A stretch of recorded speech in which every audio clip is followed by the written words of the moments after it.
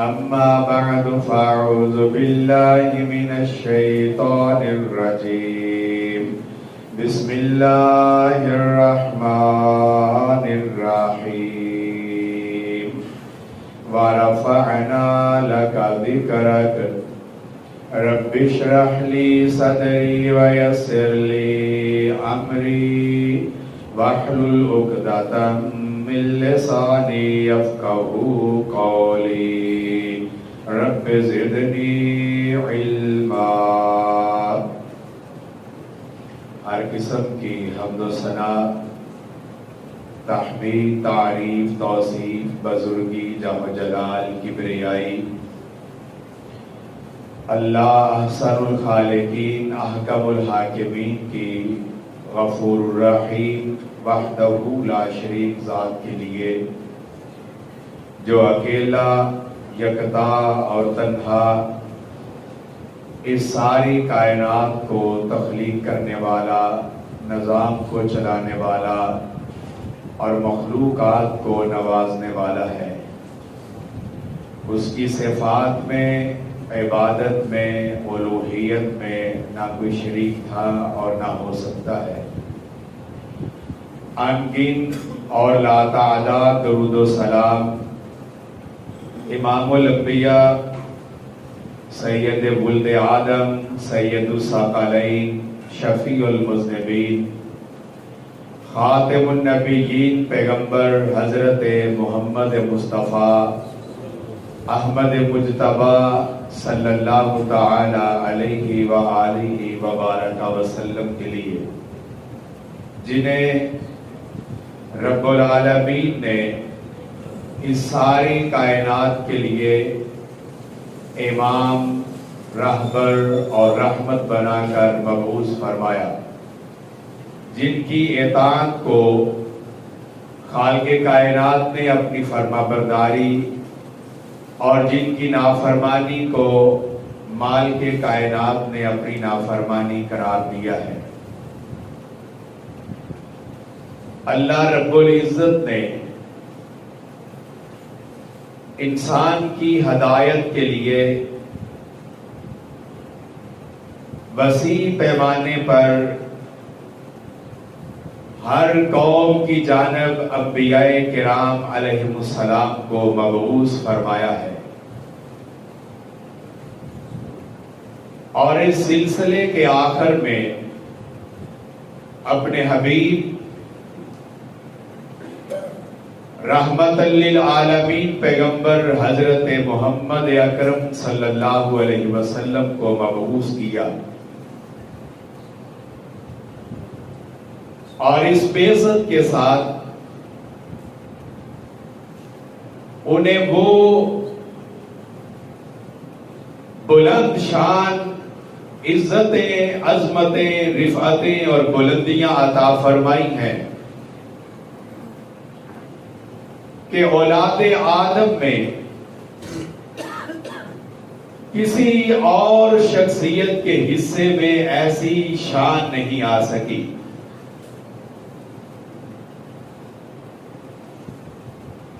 اور اگر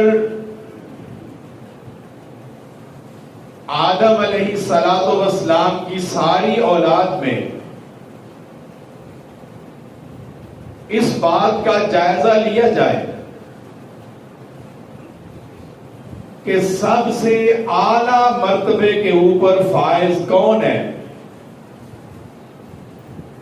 اور اس کے لیے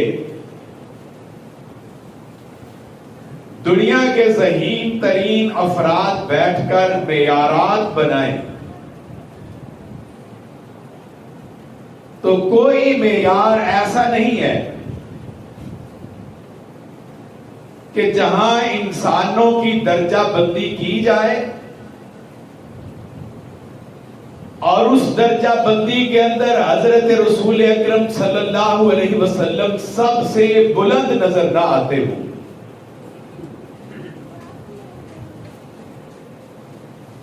ایک انسانوں کے بنائے ہوئے معیار ہیں کہ کوئی شخص اس بات کو معیار بنائے کہ خاندان کے اعتبار سے عظیم کون ہے، کوئی اس کو بنیاد بنائے کہ ساری انسانیت میں حسین اور جمیل کون ہے، کوئی نقطہ نظر اس بات پہ ٹھہرائے کہ انسانیت کے لیے کس کی شخصیت سب سے زیادہ فائدہ مند ثابت ہوئی، کوئی نقطہ محور اس بات کو بنائے کہ ساری کائنات میں اپنے اخلاق کے اعتبار سے اخلاق حسنہ کے اعلیٰ ترین معیار کے اوپر فائز کون ہے، کوئی یہ معیار بنائے کہ پوری کائنات میں سب سے زیادہ شہرت اور ناموری کس کو حاصل ہوئی، کوئی اس بات کو معیار بنائے کہ آدم کی ساری اولاد میں آج تک کس شخصیت کے اوپر سب سے زیادہ لوگوں نے لکھا، شاعری کی اور اسے پڑھا گیا ہے، کوئی معیار اس بات کو بنائے کہ تعلیمات کے اعتبار سے سب سے اعلیٰ ترین شخصیت تعلیم اور نظریے میں کون ہے۔ یہ سارے معیار بنائے جا سکتے ہیں، لوگوں نے بنائے ہیں، اور جب فیصلہ کرنے کے لیے بیٹھے ہیں تو آدم کی ساری اولاد میں سب سے اول، سب سے اعلیٰ، سب سے بالا، سب سے بلند تر، سب سے اونچا، سب سے عظیم، سب سے رفیع الشان حضرت محمد مصطفیٰ کے علاوہ اولاد آدم میں کسی کو قائم نہیں کیا جا سکا۔ اور یہ کیوں نہ ہوتا؟ کسی شخص کو اس کا خاندان عزت دے دے، کسی انسان کو اس کی جماعت والے شہرت کی بلندیوں تک پہنچا دے، کسی آدمی کو اس کے ساتھ عقیدت اور محبت رکھنے والے لوگ بلندی تک لے جائیں، ہو سکتا ہے، لیکن اس شخصیت کا مقابلہ کیسے کیا جائے جسے خاندان نے عزت سے نہیں نوازا، جسے انسانوں نے عظمت نہیں دی، جسے اہل کائنات نے رفعت عطا نہیں کی، بلکہ اس کے متعلق خود عرش والے رب نے کہا وَرَفَعْنَا لَكَ ذِكْرَكَ، اور میرے نبی ہم نے آپ کے ذکر کو اس کائنات کے اندر بلند کر دیا ہے، اور جسے عرش والا رب بلند کرے اس کا مقابلہ انسان کر سکتے نہیں کر سکتے، اس کے مقابلے کا تصور بھی نہیں کیا جا سکتا۔ اس کے خصائل میں، آداب میں، صفات میں، اوصاف میں، حسن میں، جمال میں، کمال میں، تعلیم میں، نظریے میں اس کا مقابلہ کرنے کے لیے کوئی معیار نہیں، اور جس کے بارے میں رب کہے وَرَفَعْنَا لَكَ ذِكْرَكَ، ہم نے آپ کے ذکر کو بلند کر دیا ہے، اور بلند کرنے کا وعدہ نہیں کیا ہے بلکہ کہا کہ بلند کر دیا ہے، دنیا میں بھی، آخرت میں بھی، پوری دھرتی پہ، آسمانوں پر بھی، انسانوں میں بھی، جانوروں میں بھی، جنات میں بھی، فرشتوں میں بھی کوئی رسول اللہ کی رفعت جیسی رفعت رکھنے والا ہو سکتا؟ اللہ جس کو یہ شان عطا کرے اس کی شان کا مقابلہ؟ اور ہمارا عقیدہ اور ہماری دعوت تو یہ ہے کہ حضرت رسول اللہ صرف اپنے خاندان میں عظیم نہیں ہے، کہ خود اپنے خاندان کے بارے میں کہا کہ اللہ نے حضرت ابراہیم کی اولاد میں اسماعیل کی اولاد کو منتخب کیا، اسماعیل کی اولاد میں بنو کنانہ کو، بنو کنانہ سے قریش کو، قریش سے بنو ہاشم کو، بنو ہاشم سے مجھے منتخب کیا، اور منتخب کر کے حضرت رسول اللہ کہتے ہیں آنا سید ولد آدم، میں آدم کی ساری اولاد کا سردار ہوں۔ اولاد میں ان پڑھ بھی ہیں، پڑھے لکھے بھی ہیں، غریب بھی ہیں، امیر بھی ہیں، مزدور بھی ہیں، تاجر بھی ہیں، سمجھدار لوگ بھی ہیں، بادشاہ بھی ہیں، سپہ سالار بھی ہیں، بڑی مہارت رکھنے والے، ہنر رکھنے والے، صلاحیت رکھنے والے، ذہانت اور قابلیت رکھنے والے، شہرت کی بلندیوں تک لے جانے والے، دنیا کے اندر اپنی قابلیت کا ڈنکا بجا دینے والے، مگر وہ سارے کے سارے اپنی ساری خوبیوں کے ساتھ، آدم کی ساری اولاد اپنے اوصاف کے ساتھ، آدم کی ساری اولاد اپنی صفات کے ساتھ حضرت رسول اللہ کے مقابلے کے مندر ترازو کے پلڑے میں نہیں رکھی جا سکتی ہے۔ وَرَفَعْنَا لَكَ ذِكْرَكَ، اور وَرَفَعْنَا کا لفظ اس لیے ہے، اللہ نے جمع کا لفظ بولا ہے۔ اللہ کہہ رہا ہے کہ ہم نے، یعنی جب میں تجھے یہ رفعت اور بلندی عطا کر رہا ہوں تو یہ ساری کائنات بھی اس کے اندر شریک ہے، ساری کائنات بھی اس کے اندر شریک ہے۔ اس لیے کہا برفعنا، ہم نے آپ کے ذکر کو اونچا کیا، بلند کیا۔ آپ کی سیرت جیسی کسی کی سیرت نہیں، آپ کے حسن جیسا کسی کا حسن نہیں، آپ کے جمال جیسا کسی کا جمال نہیں، آپ کے اوصاف جیسے کسی کے اوصاف نہیں، آپ کے اخلاق جیسے کسی کے اخلاق نہیں، آپ کی عبادت جیسی کسی کی عبادت نہیں، آپ کی ریاضت جیسی کسی کی ریاضت نہیں۔ اور کوئی اپنی قوم کا بڑا ہو، اپنے قبیلے کا بڑا ہو، اپنی ریاست کا بڑا ہو سکتا ہے، مگر رسول اللہ آدم کی ساری اولاد کے بڑے بن کر اس کائنات کے اندر تشریف لائے۔ اور حدیث پاک میں آتا ہے حضرت نبی کائنات صلی اللہ علیہ وسلم کے پاس سید الملائکہ جبرائیل علیہ السلام تشریف لائے، اور جبرائیل نے کہا کہ میرا رب بھی وہی ہے جو آپ کا رب ہے، لیکن رب کہتا ہے میں نے آپ کے ذکر کو بلند کر دیا۔ کیف رفعت ذکرک، آپ کا ذکر کیسے بلند کیا گیا ہے مجھے تو بتائیں۔ جبرائیل پوچھ رہا ہے آپ کا ذکر اونچا کر دیا گیا ہے، بلند کر دیا گیا ہے، یہ ذکر بلند کیسے ہوا ہے، مجھے بھی اس چیز کے بارے میں بتائیں۔ تو رسول اکرم صلی اللہ علیہ وسلم نے کہا، میں صحیح ابن حبان کی یہ روایت ہے کہ اس کا مطلب یہ ہے اذا ذکر، تو میرے نبی جب میرا ذکر کیا جائے گا، اذا ذکر تو جب رب العالمین کا ذکر کیا جائے گا، اذا ذکر تو جب اللہ کی حمد اور ثنا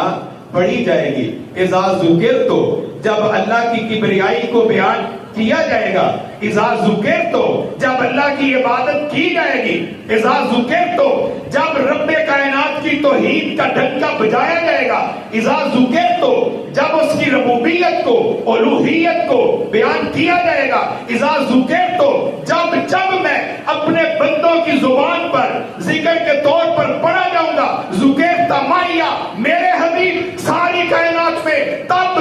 تیرا ذکر بھی کیا جائے گا۔ اذا ذکر تو ذکر تمایا، جب اللہ کا ذکر ہوگا وہاں رسول اللہ کا ذکر بھی موجود ہوگا۔ اللہ کا ذکر ہو اور رسول اللہ کا تذکرہ نہ ہو، ایسا تصور بھی کیا جا سکتا نہیں کیا جا سکتا۔ حضرت امام مجاہد نے، حضرت قتادہ نے اسی مفہوم کو انہی الفاظ کے اندر بیان کیا، اور پھر حضرت عبداللہ ابن عباس ترجمان القرآن ہیں رضی اللہ تعالی عنہما، بیان کرتے ہیں کوئی شخص اللہ کی الوہیت کو مان لے، اللہ ایک ہے، کوئی اس کے ساتھ شریک نہیں، اس کی عبادت کرے، قرآن کو مان لے، وہ نیکیاں کرنی شروع کر دے، اگر وہ ساری نیکیاں کرنے کے ساتھ حضرت رسول اللہ کی رسالت و نبوت کو نہیں مانتا، آپ کے ذکر کو نہیں کرتا، اس کی کوئی عبادت بھی درجہ قبولیت تک جا سکتی نہیں جا سکتی ہے۔ اور مؤذن اذان دے، اشہد ان لا الہ الا اللہ پڑھے، اشہد ان محمد رسول اللہ چھوڑ دے، ساری کائنات کے لوگ بھی مان بندے کی اذان قبول ہو سکتی؟ نمازی نماز پڑھے، ساری نماز، قیام بھی، رکوع بھی، سجدہ بھی، تسبیحات بھی، تعریفات بھی، تعلیمات بھی، اللہ کی حمد بھی، ثنا بھی، قرآن کی تلاوت بھی، اور درود شریف پڑھے بغیر سلام پھیر دے، اس کی نماز قبول ہو سکتی؟ وہ خطیب خطبہ دے، بڑی اچھی گفتگو کرے، بیان کرے، لوگ عش عش کر اٹھے، واہ واہ کریں، نعرے لگائے جائیں، اگر وہ اپنے خطبہ میں میرے رسول رحمت پر درود نہ بھیجے، اس کا خطبہ بھی قبولیت تک جا سکتا؟ اور حضرت حسان رضی اللہ تعالی عنہ نے کیا خوبصورت بات کہی تھی، وَذَمَّ الْإِلَٰهُ اسْمَ النَّبِيِّ إِلَى اسْمِهِ إِذَا قَالَ فِي الْخَمْسِ الْمُؤَذِّنُ أَشْهَدُ وَشَقَّ لَهُ مِنْ اسْمِهِ لِيُجِلَّ فَذُو الْعَرْشِ مَحْمُودٌ وَهَٰذَا مُحَمَّدٌ۔ حضرت حسان نے کہا تھا اللہ نے اپنے نام کے ساتھ اپنے حبیب کے نام کو جوڑ لیا ہے، اپنے نام کے ساتھ اپنے رسول کے نام کو جوڑ لیا ہے، اور مؤذن 5 مرتبہ شہادت توحید دیتا ہے، وہاں شہادت رسالت بھی دیتا ہے، اور اللہ نے عظمت یہ دی ہے کہ اس نے اپنے نام کے ساتھ اللہ محمود ہے اور رسول اللہ محمد ہیں صلی اللہ علیہ وسلم۔ اس طرح اللہ نے ان کو عزت دی اور عظمت عطا فرمائی۔ حضرات، مسلمان کے لیے یہ بنیادی بات ہے، اس وقت ہمارا ایمان بلند پرواز شروع کر دیتا ہے جب ہم اللہ کے رسول کی عظمت کا تذکرہ کرتے ہیں، جب ہم ان کی رفعت کو بیان کرتے ہیں، جب ہم ان کی شان کو بیان کرتے ہیں، ہمیں روحانی سرور اور مسرت حاصل ہوتی ہے، ہمیں خوشی ملتی ہے، لبوں پہ مسکراہٹ آتی ہے، اور ہماری ایمانی طاقت کے اندر اضافہ ہوتا ہے کہ رسول اللہ کا مقام یہ ہے، وَرَفَعْنَا لَكَ ذِكْرَكَ۔ ارے اللہ نے کم و بیش 1,24,000 انبیاء کرام اس دھرتی پر مبعوث کیے، رسول اللہ کو بھی نبوت عطا کی، وہ صرف نبوت نہیں دی بلکہ ختم نبوت عطا فرمائی ہے، بلکہ ختم نبوت عطا فرمائی ہے، اور پھر اپنے انبیاء کرام سے اس بات کا وعدہ لیا، وَإِذْ أَخَذَ اللَّهُ مِيثَاقَ النَّبِيِّينَ لَمَا آتَيْتُكُم مِّن كِتَابٍ وَحِكْمَةٍ ثُمَّ جَاءَكُمْ رَسُولٌ مُصَدِّقٌ لِّمَا مَعَكُمْ۔ اور میرے انبیاء کرام کی جماعت، آج مجھ سے یہ وعدہ کرو، جب تم اپنی اپنی نبوت کی دعوت میری مخلوق کے سامنے پیش کر رہے ہوگے، تمہاری زندگی میں میرا نبی آ جائے اور آ کر وہ تصدیق کر دے، تم بھی رسول ہو، میں بھی رسول ہوں، تم نے اس وقت لَتُؤْمِنُنَّ بِهِ وَلَتَنْصُرُنَّ اپنی نبوت کی تعلیم کو چھوڑ کر، اپنی دعوت کو روک کر میرے رسول کی نبوت اور رسالت پر ایمان لے کے آنا ہے، لَتُؤْمِنُنَّ بِهِ، اس پر ایمان لے کے آنا ہے،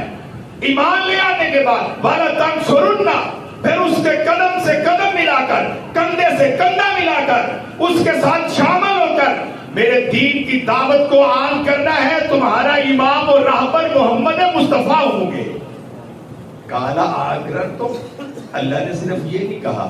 اور یہ محبت اور اس احساس محبت کو سمجھیں،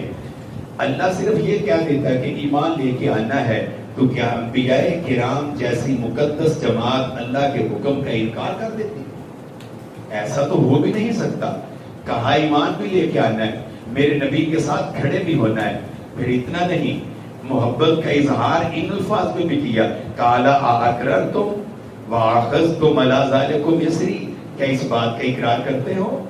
اور اس وعدے کو میرے ساتھ پختہ عہد کے طور پر قائم کرتے ہو؟ اور یارو، اللہ کی محبت اپنے رسول کے ساتھ سمجھے، اللہ یہ ساری بات نبیوں سے کہہ کر، ورنہ نبی کو اللہ حکم دے تو کیا نبی جیسی شخصیت اللہ کے حکم کو انکار کر سکتی ہے؟ اللہ نے صرف حکم نہیں دیا ہے، اللہ نے کہا کیا اقرار بھی کرتے ہو؟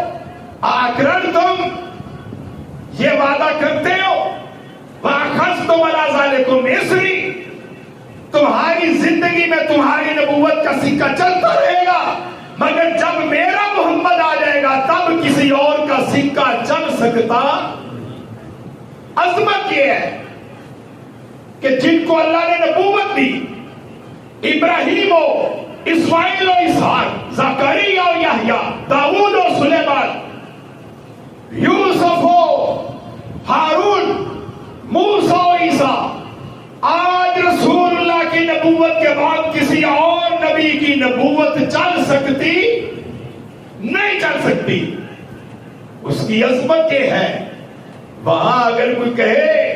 کہ پیغمبر کی نبوت کے ہوتے ہوئے کسی امتی کا سکہ بھی چلایا جا سکتا ہے، تو پھر تو نے رسول اللہ کی عظمت کو سمجھا ہی نہیں ہے۔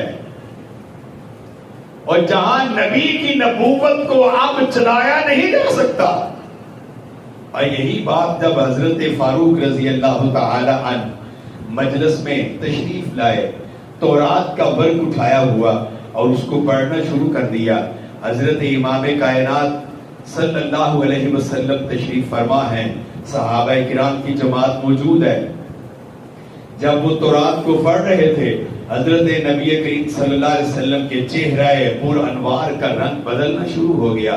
اور کسی نے فاروق کو ٹوکا کہ کیا رسول اللہ کے چہرے کو نہیں دیکھتے کہ رنگ بدل رہا ہے؟ فاروق اسی وقت رک گئے، خبردار ہوئے اور اپنی وفاداری اور محبت کا اظہار کرنے لگے۔ کہا کیوں تلاوت کر رہے ہو تورات کو؟ کہا میں تو ویسے ہی پڑھ رہا تھا کہ تورات کے اندر یہ لکھا ہوا ہے۔ تو امام کائنات نے کہا فاروق یہ بات سن لو، آج میں موجود ہوں، اور اگر میری موجود میں صاحب تورات کلیم اللہ موسیٰ علیہ السلام تشریف لے آئے اور تم مجھے چھوڑ کر موسیٰ کے پیچھے چل پڑو کہ یہ صاحب تورات ہے، کلیم اللہ ہے، اللہ نے اس کو بڑی عزتیں اور عظمتیں اور رفعتیں دی ہیں، لَزَلَلْتُ مَنْ سَوَائِ سَبِيلِ، تو تم بھی اس ہدایت کا راستہ نہیں پا سکو گے، گمراہ ہو جاؤ گے۔ اور میرے رسول کی عظمت تو یہ ہے، اللہ نے اس کو وہ شان دی کہ اس نے مدینہ منورہ جاتے ہوئے مسجد قباء کو تعمیر کروایا، اور اللہ نے کہا کہ اپنی امت کو بتاؤ جو شخص بھی میرے نبی کی بنائی ہوئی اس مسجد میں 2 رکعت ادا کرے، میں اس آدمی کو عمرے کا ثواب عطا کر دوں گا۔ اور میرے رسول نے مسجد نبوی کو بنوایا، اور اللہ نے اس کی عظمت یہ دی کہ جو مسجد نبوی میں نماز پڑھتا ہے اسے 1000 نماز کا ثواب دیا جائے گا۔ اور رفعت تو یہ ہے،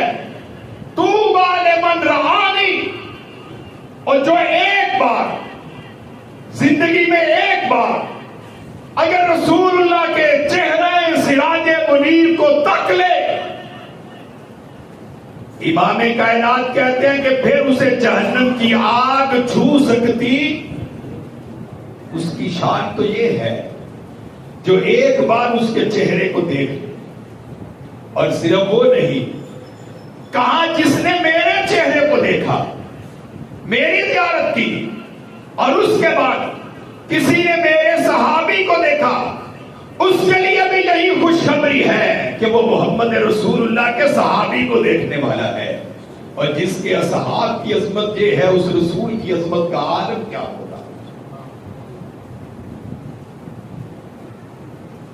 اور آج پوری دنیا میں 7 بر اعظموں کے اوپر جہاں جہاں اولاد آدم موجود ہے، اذان فجر کا وقت سب سے پہلے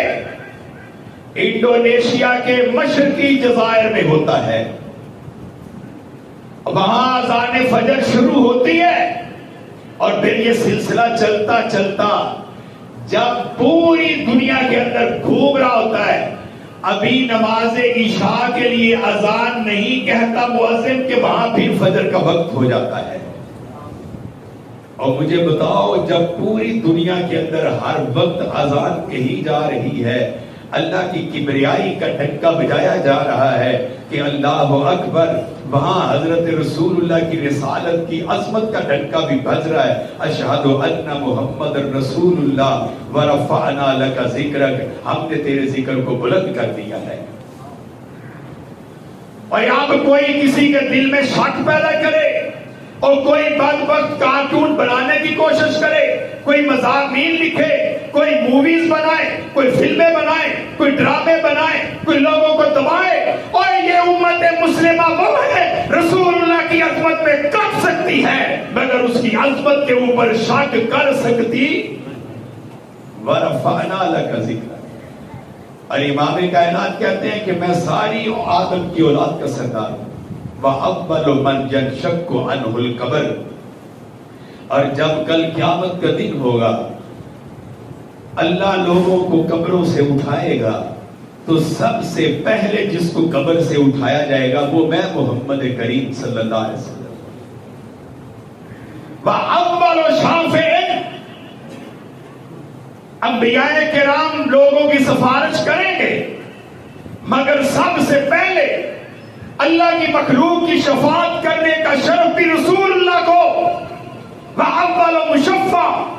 سب سے پہلے جس کی سفارش کو قبول کیا جائے گا وہ بھی میرا رسول ہوگا۔ وہ صرف دنیا کے اندر بڑا بن کر نہیں آیا، وہ آخرت کے اندر بھی بڑا بن کر آیا ہے۔ وہ صرف اپنے دور کا بڑا نہیں تھا،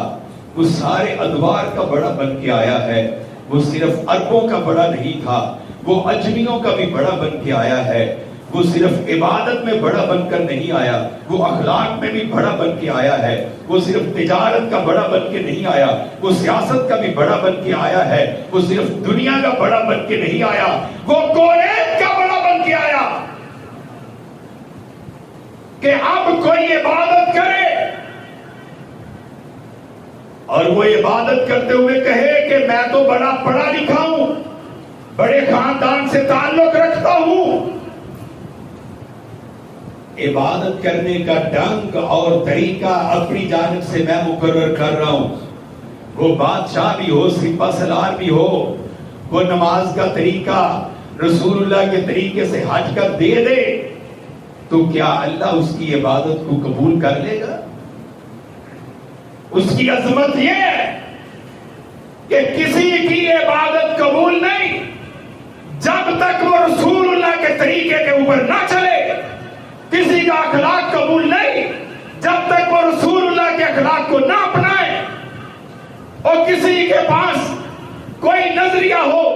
قبول نہیں جب تک اس کا نظریہ رسول اللہ کی تعلیم کے تابع نہ ہو۔ اس کی شان تو یہ ہے من یطع الرسول فقد اطاع اللہ، عرش والا کہتا ہے اس کو میں نے یہ عظمتیں عطا فرمائی ہیں کہ جو اس کی اتباع اور اطاعت کرتا ہے گویا وہ عرش والے کی فرما برداری کر رہا ہے۔ جس کی اطاعت اتنی بڑی ہے اس کی شان کا کیا مقابلہ ہے؟ من یطع الرسول فقد اطاع اللہ، اور جس کی بات اتنی بڑی کہ اس کی بات کو ٹھکرانے والا رب کریم کی بات کو ٹھکرانے والا،